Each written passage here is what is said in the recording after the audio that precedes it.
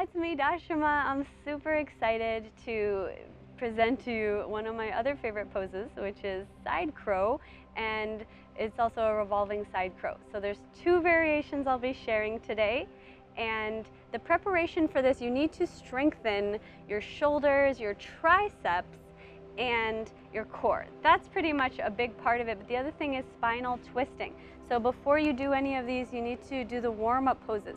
In this tutorial, I'm not going to be doing the warm-ups because I'm assuming you've already done my other videos and you can feel ready to go. Okay, so this is how I like to get into it. You can actually be kind of squatted down, I guess you could say this, like feet are hip distance apart and your hips are down by your heels.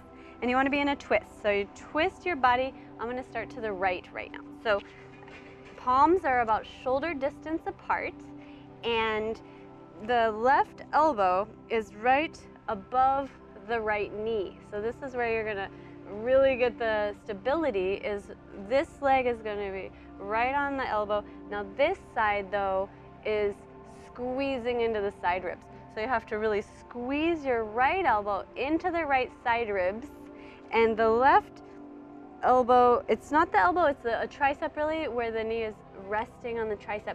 Lift the knee as high as you can towards your armpit. This is going to help tremendously. Lift your hips, engage the core, and then start to bring your forehead and your chin and your head, your upper body forward so that you can get some leverage here. Squeeze your right elbow into the right side ribs, lift the feet, and then extend the legs out straight. So this is side crow right here. Nice deep breath, strong core, and then the variation is the top leg goes back. So the top leg extends straight back and you keep your chest lifted, just like that. So you make sure you do both sides. I'm gonna just demonstrate the other side so you can see you have to do both sides, otherwise your spine will become all out of balance. The last thing you need is your yoga practice to throw you out of balance, because your yoga practice should be healing you and bringing you into balance. Remember that. Okay, so palms are a little wider than shoulder distance. You can see the elbow, right, is below the knee. So you're going to be resting the bottom part of the thigh on the tricep here, and then the left elbow squeezing into the side ribs. Okay, palms shoulder distance apart. Engage your core, lift your hips, bend the elbow. This one's harder for me because my left arm just got injured. Okay, so we're gonna squeeze it in tight. Nice deep breath, lift the legs, extend them straight out to the side, just like that. And then take the top leg all the way back. Extend, keep extending through the toes, activating the feet, breathing, back together, and lower slowly down. Beautiful. Okay, so this is not for beginners.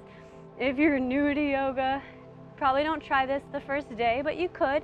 I've had people master this the first day. With the right teacher helping you or somebody assisting, it's possible. You just have to have the right components. The core has to be strong. You have to have the mind-body connection to be able to engage the proper muscles, the bandhas, lock it all in, rooting down into the palms and really feeling solid and grounded in your practice and connected to your breath. Always listen to your body. Only do what you're ready for.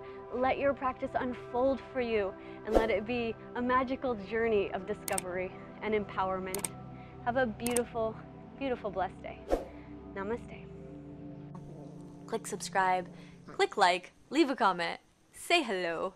I look forward to seeing you again very soon. Have a beautiful, blessed day. Namaste.